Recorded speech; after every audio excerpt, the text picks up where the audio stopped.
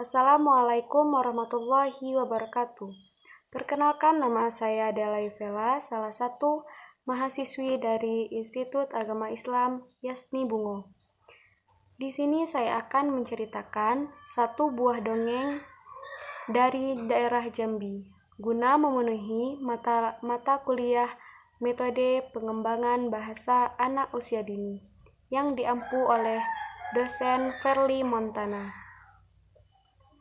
Baiklah, di sini saya akan menceritakan satu buah dongeng dari daerah Jambi yang berjudul Si Kelingking. Di sebuah desa kecil di daerah Jambi, hiduplah sepasang suami istri yang sudah cukup tua, tetapi mereka belum dikaruniai seorang anak. Siang malam mereka berdoa kepada Tuhan, semoga mendapatkan seorang anak. Dan akhirnya doa mereka terkabul. Sang ibu hamil dan melahirkan, tetapi sayang, bayi yang dilahirkan oleh ibu tersebut tidak seperti kondisi bayi biasanya. Dari kecil hingga dewasa, anak tersebut hanya berukuran kelingking. Kira-kira seperti ini. Maka ia dipanggil Si Kelingking. Tetapi ibunya dan ayahnya sangat menyayanginya walaupun tidak seperti anak seperti biasanya. Pada suatu hari, dusun Kelingking kedatangan Nenek Gergasi. Nenek Gergasi adalah hantu pemakan manusia dan segala apa saja yang hidup. Kedatangan Nenek Gergasi sangat membuat resah negeri Jambi, sehingga mereka tidak berani keluar rumah untuk mencari nafkah, termasuk juga keluarga Kelingking. Tapi Kelingking ternyata punya siasat dengan kekurangan yang ada pada tubuhnya. Ia hendak menjebak Nenek Gergasi tersebut masuk ke dalam jurang. Ia lalu menceritakan siasatnya itu kepada orang tuanya. Begini ayah, ibu, tubuhku ini hanya sebesar kelingking, jadi aku mudah bersembunyi dan tidak akan terlihat oleh Nenek Gergasi tersebut. Aku mohon kepada ayah agar membuatkan aku lubang kecil untuk aku bersembunyi.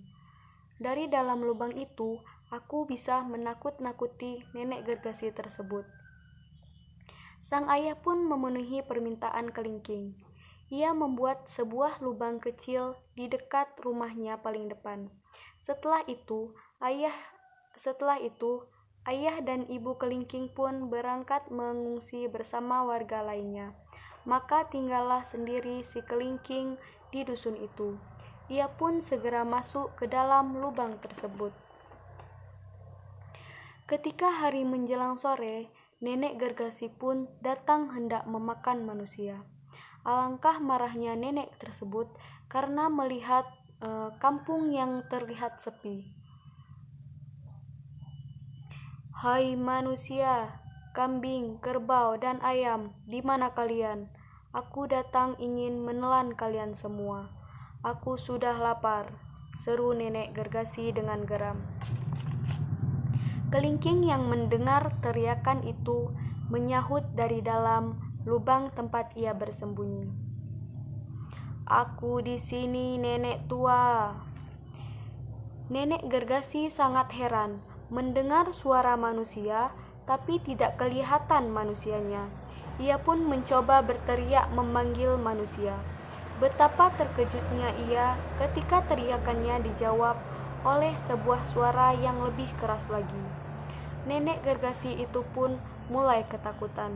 Ia mengira di desa tersebut ada kekuatan yang lebih besar daripada dia. Beberapa saat kemudian, Si Kelingking menggertakkan dari dalam lubang persembunyiannya. Kemarilah Nenek Gergasi, aku juga lapar, dagingmu pasti enak dan lezat. Mendengar suara gertakan itu, Nenek Gergasi langsung lari tunggang-langgang dan sampai terjerumus ke dalam jurang, sehingga mati seketika.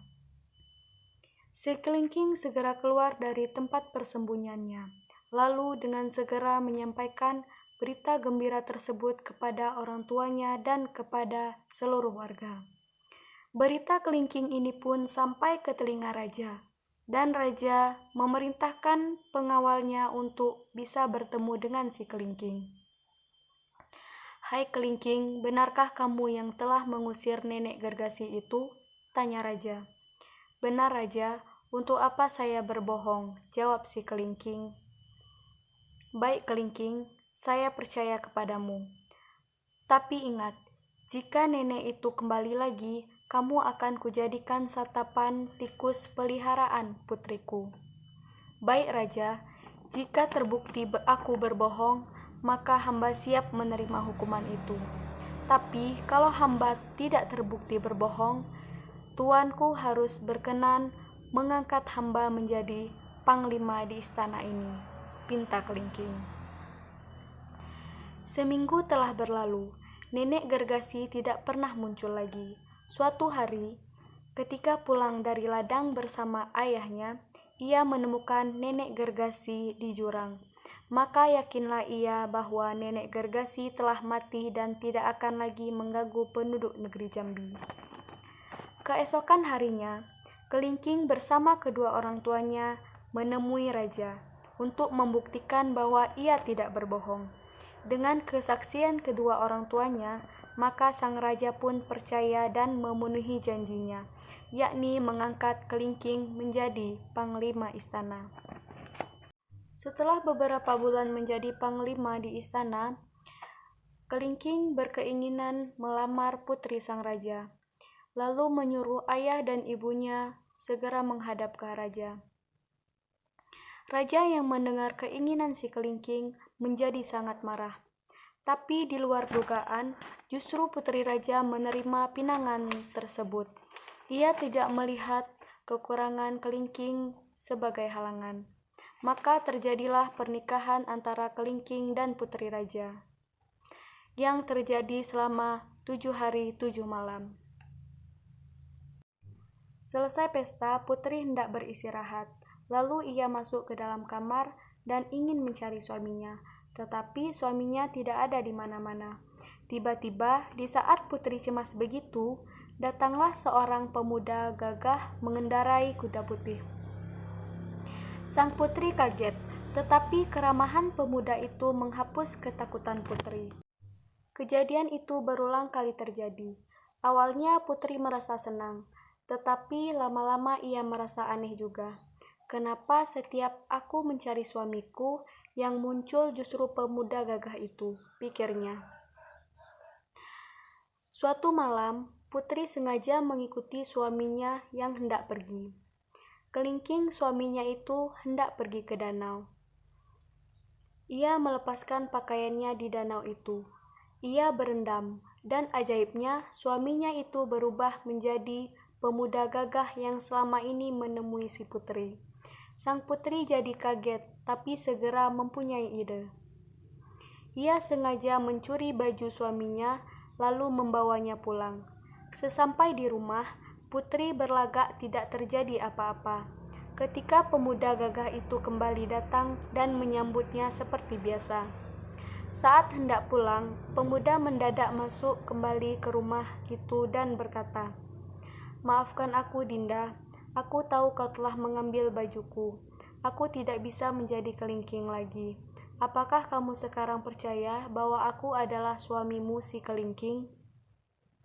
Antara kaget dan senang, si putri mengangguk-angguk. Tanpa ragu ia memeluk suaminya. Kebahagiaan pun mengisi hari-hari mereka selanjutnya.